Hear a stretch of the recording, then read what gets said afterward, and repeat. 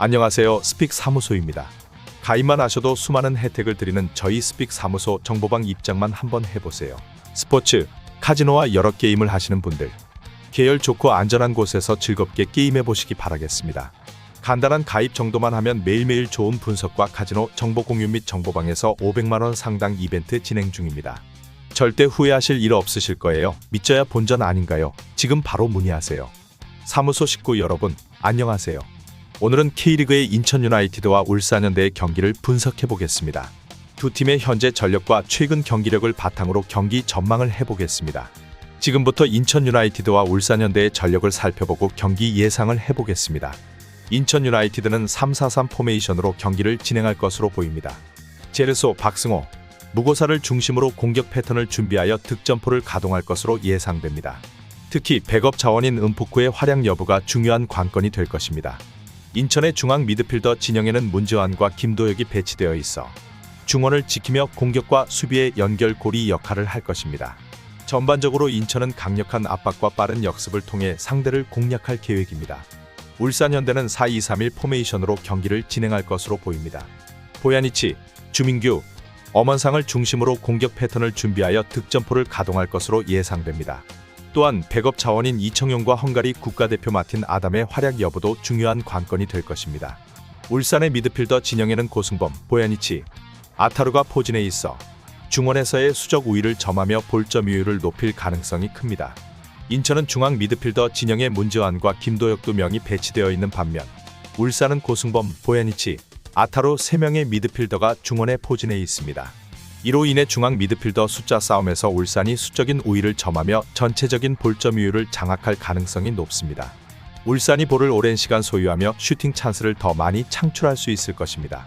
반면 인천은 볼 소유권을 찾아오기 위해 많이 뛸 수밖에 없으며 이로 인해 체력적으로 금방 지칠 가능성이 있습니다. 또한 미드필더 진영의 기량적인 측면에서도 울산이 압도적으로 우위를 점하고 있습니다.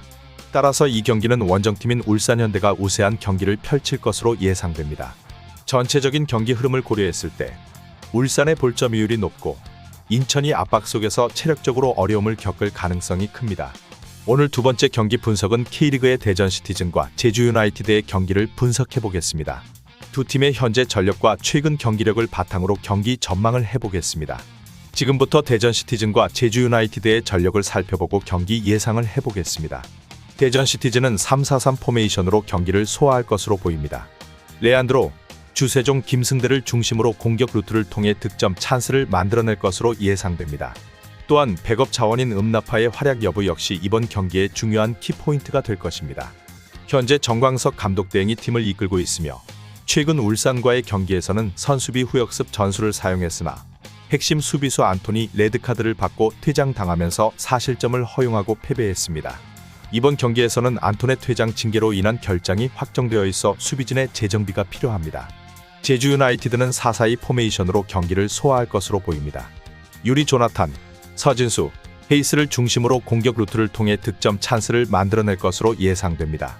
백업 자원인 진성욱과 김정민의 활약 여부도 이번 경기의 중요한 키포인트가 될 것입니다.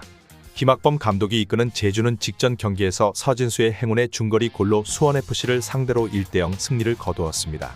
그러나 제대로 된 필드골을 만들어내지 못한 점은 공격력에 의문을 제기합니다. 대전 시티즌은 홈 경기에서 매우 공격적이고 의욕적인 모습을 보일 가능성이 높습니다. 하지만 핵심 수비수 안톤의 결장이 큰 약점으로 작용할 것입니다. 제주 유나이티드는 최근 경기에서 공격 루트에 문제를 드러냈지만 골키퍼 김동준의 선방 덕분에 많은 실점 위기를 넘기며 경기를 승리로 이끌었습니다. 이 경기는 양팀 모두 득점보다는 수비에 중점을 두고 경기를 진행할 가능성이 큽니다. 대전의 이창근 골키퍼와 제주의 김동준 골키퍼가 키플레이어로 주목받을 경기로 예상됩니다. 오늘 세 번째 경기 분석은 K리그의 수원FC와 대구FC의 경기를 분석해보겠습니다. 두 팀의 현재 전력과 최근 경기력을 바탕으로 경기 전망을 해보겠습니다. 지금부터 수원FC와 대구FC의 전력을 살펴보고 경기 예상을 해보겠습니다. 수원FC는 4-3-3 포메이션으로 경기를 진행할 것으로 보입니다. 안데르손, 정승원, 윤빛가람을 중심으로 공격 패턴을 준비해 득점포를 가동할 것으로 예상됩니다. 백업 자원인 지동원과 이승우의 활약 여부도 중요한 관건이 될 것입니다. 직전 제주 원정 경기에서 수원FC는 안준수 골키퍼의 이해할 수 없는 펀칭 미스로 실점을 내주며 0-1로 패배했습니다. 하지만 그날 제주도에 비가 많이 내렸고 메인 공격수 이승우가 장염 증세로 출전하지 못했기 때문에 수원FC의 100% 전력이라 판단하기는 어려웠습니다. 이번 경기에서는 이승우의 복귀 여부와 그의 활약이 팀의 승패를 가를 중요한 요소가 될 것입니다. 대구FC는 3-4-3 포메이션으로 경기를 진행할 것으로 보입니다. 벨톨라, 세징야, 고재현을 중심으로 공격 패턴을 준비해 득점포를 가동할 것으로 예상됩니다. 그리고 타점 높은 포스트 플레이 장인 에드가의 후반전 활약 여부도 중요한 관건이 될 것입니다. 대구는 박창현 감독으로 교체된 이후 감독 교체 효과를 보긴 했지만 직전 경기에서 홈 경기임에도 불구하고 강원에게 패배했습니다. 이제 박창현 감독의 효과는 끝난 것으로 판단됩니다. 또한 대구는 측면 공간에 윙백 1명씩만 배치되어 있기 때문에 양쪽 측면에 윙포워드와 풀백을 2명씩 배치하는 수원의 전술과 상극인 상황입니다. 따라서 대구의 최종 수비진이 수원의 측면 공격을 막아내기 어려울 것으로 예상됩니다. 수원FC는 직전 경기에서 패배했지만 이승우의 복귀와 홈 경기에 이점을 살릴 수 있을 것입니다. 수원의 측면 공격이 대구의 수비진을 압박할 가능성이 높습니다. 대구는 측면 수비에 어려움을 겪을 것으로 보이며 수원의 공격을 막아내기 힘들 것입니다. 수원FC는 홈 경기에서 공격적인 플레이를 펼치며 득점 기회를 많이 만들어낼 것입니다. 대구 역시 역습을 통해 득점을 노리겠지만 수원의 공격을 막아내기는 어려울 것으로 보입니다. 이 경기는 수원FC의 우세 속에서 진행될 가능성이 높으며 양팀 모두 공격적으로 나서면서 다득점 경기가 예상됩니다. 이번 3경기 분석, 여러분은 어떻게 예상하시나요? 댓글로 의견을 공유해 주시고 이 영상이 유익했다면 좋아요와 구독을 부탁드립니다. 다음 영상에서 더 흥미로운 경기 분석으로 찾아뵙겠습니다. 사무소 식구 여러분, 즐거운 시간 되시길 바랍니다. 감사합니다.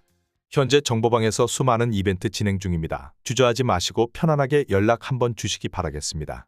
항상 좋은 승률로 여러분들께 보답드리는 스픽 사무소가 될 수 있도록 노력하겠습니다. 감사합니다.